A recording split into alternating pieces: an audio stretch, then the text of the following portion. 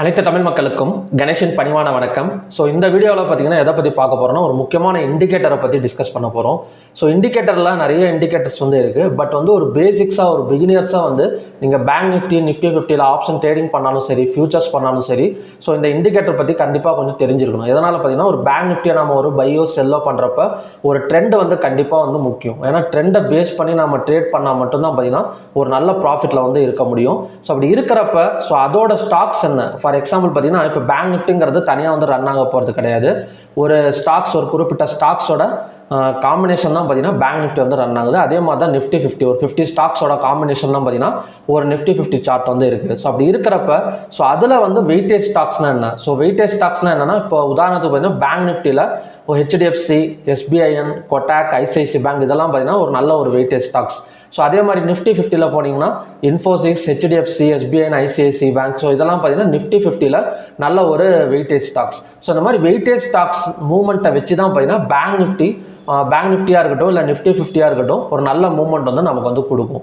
So இதை நம்ம ஒரே இண்டிகேட்டர் எப்படி பார்க்கறது அப்படிங்கிறத பற்றி தான் நம்ம இந்த வீடியோவில் டிஸ்கஸ் பண்ண போகிறோம். ஸோ இது பிகினியராக நீங்கள் இப்போ தான் ட்ரேடிங்குள்ளார வரீங்க அப்படின்னா ஸோ கண்டிப்பாக இந்த இண்டிகேட்டர் ரொம்ப யூஸ்ஃபுல்லாக இருக்கும். ஏன்னா நிறைய பேர் என்ன பண்ணுறாங்கன்னா ஸ்டாக்ஸ் ஃபுல்லாக எடுத்து வச்சுக்கிட்டு ஸோ அதில் இருக்கிற மூவ்மெண்ட்டை பார்த்துக்கிட்டே இருக்கிறதும் நம்மளால் முடியாது. ஏன்னா பேங்க் நிஃப்டி ஒரு சார்ட் இப்போ புதுசாக வரவங்க என்ன பண்ணுவாங்கன்னா ஒரு சார்ட்டை நீங்கள் அனலைஸ் பண்ணுறதே ரொம்ப பெரிய விஷயம். ஸோ அப்படி இருக்கிறப்ப நீங்கள் ஒரே ஒரு சார்ட்டை மட்டும் வச்சுக்கிட்டு ஸோ நிறையா ஸ்டாக்ஸும் ஆட் பண்ணிக்கிட்டு அதில் இருக்கிறதுல டேட்டாஸ் எல்லாம் பார்க்கறது ரொம்ப சிரமமாக போயிடும்.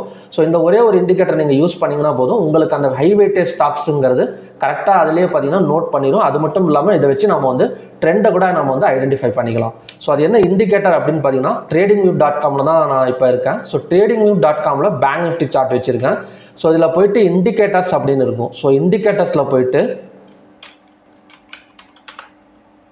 Heavy weight stocks for bank Nifty அப்படின்னு ஒரு இண்டிகேட்டர் இருக்கும்.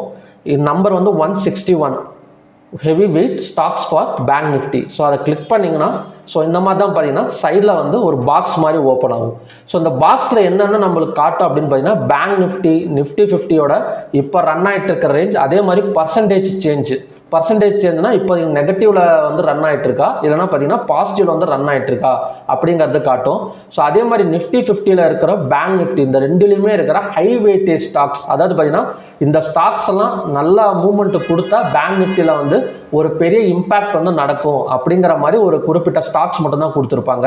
For example Reliance, HDFC bank, HDFC, Infosys, TCX, அதுக்கப்புறம் ICICI bank, Axis bank, Kotak bank, State Bank of India. So இதில் செட்டிங்ஸில் போய்ட்டு நம்ம தேவையானது கூட மாற்றிடலாம். ஸோ ஹை வெயிட்டேஜ் அப்படின்னா என்னென்னா, உங்களுக்கு உதாரணத்துக்கு இப்போ காட்டுறோம் பாருங்கள்.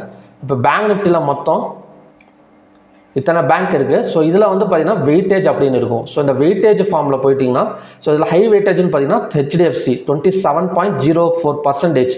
ஸோ மொத்தமாக பார்த்தீங்கன்னா பேங்க் நிஃப்டியில் 27% HDFC ஆக்குப்பை பண்ணியிருக்கு. அப்படி இருக்கிறப்ப HDFCயில் ஏதாவது ஒரு மூவ்மெண்ட்டோ ஏதாவது பார்த்தீங்கன்னா ஒரு நியூஸ் எல்லாம் வந்துச்சுன்னா அதோட இம்பாக்ட் கண்டிப்பாக பேங்க் நிஃப்டியை பெருசாக பாதிக்கும்.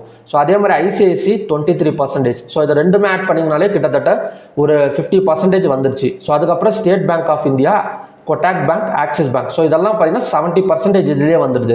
ஸோ இதெல்லாம் பாசிட்டிவ்ல இல்லை நெகட்டிவ்ல இருக்குதா அப்படின்னு நமக்கு தெரிஞ்சாலே போதும். ஸோ ஆட்டோமேட்டிக்காக என்ன நம்ம ஃபைண்ட் அவுட் பண்ணிடலாம்னா ட்ரெண்டை ஃபைண்ட் அவுட் பண்ணிடலாம். ஸோ இதை ஒரே காலமாக கொண்டு வரது தான் பார்த்தீங்கன்னா இந்த இண்டிகேட்டரோட வேலை.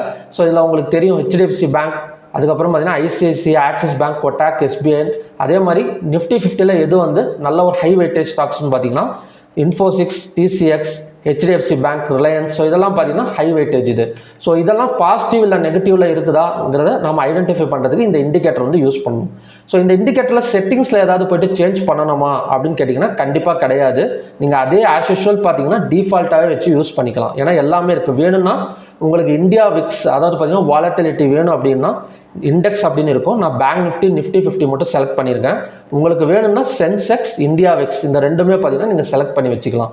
நீங்கள் பேங்க் நிஃப்டி இல்லை நிஃப்டி 50ல மட்டும்தான் நான் ட்ரேட் பண்ணுறேன், எனக்கு சென்செக்ஸ் தேவையில்லை அப்படின்னா சென்செக்ஸ், இந்தியா விக்ஸ் எல்லாம் தேவை கிடையாது உங்களுக்கு. ஸோ அதே மாதிரி ticker, CMP, percentage change, so மூணுமே நம்மளுக்கு கண்டிப்பாக வேணும். ஸோ அதே மாதிரி பார்த்தீங்கன்னா ஸ்ட்ராங் பை நியூட்ரல் அந்த மாதிரி கலர்ஸ் இருக்கும். உங்களுக்கு வேணும் அப்படின்னா நீங்கள் கலர்ஸை நீங்கள் சேஞ்ச் பண்ணிக்கலாம். ஸோ ஸ்டைலில் போய்ட்டு நம்ம எதுவுமே மாற்ற தேவை கிடையாது. ஸோ விசிபிலிட்டி, ஸோ அதுலேயுமே பார்த்தீங்கன்னா நம்ம எதுவுமே சேஞ்ச் பண்ணணுங்கிற அவசியம் கிடையாது. ஸோ இந்த இண்டிகேட்டர் நீங்கள் ஆட் பண்ணிட்டீங்கன்னா லைவில் இப்போ மார்க்கெட் க்ளோஸில் இருக்குது. ஸோ அதனால் பார்த்தீங்கன்னா இது வந்து பிளிங்க் ஆகலை. சப்போஸ் நீங்கள் லைவ் மார்க்கெட்டில் போயிட்டு இந்த heavy weight stocks for bank Nifty அப்படின்னு கொடுத்தீங்கன்னா, இந்த இண்டிகேட்டர் கொடுத்தீங்கன்னா, அப்போ வந்து பார்த்தீங்கன்னா உங்களுக்கு லைவ்ல இந்த ஸ்டாக்ஸ் எல்லாம் பாசிட்டிவ்ல இருக்கா இல்லை நெகட்டிவ்ல இருக்கா அப்படிங்கிறத நீங்கள் வந்து ஈஸியாக வந்து ஃபைண்ட் அவுட் பண்ணிடலாம். இப்போ உதாரணத்துக்கு இப்போ நேற்றெல்லாம் பார்த்தீங்கன்னா ஒரு நல்ல ஒரு செப்டம்பர் 6ஆம் தேதியெல்லாம் பார்த்தீங்கன்னா நல்ல ஒரு கேண்டில் வந்து ஃபால் ஆயிருக்கு. ஸோ உங்களுக்கு பார்த்தீங்கன்னா இந்த பாக்ஸ் பார்த்தீங்கனாலே தெரியும். ஸோ ஃபுல் அண்ட் ஃபுல் பார்த்தீங்கன்னா ரெட்டிலே இருக்குது.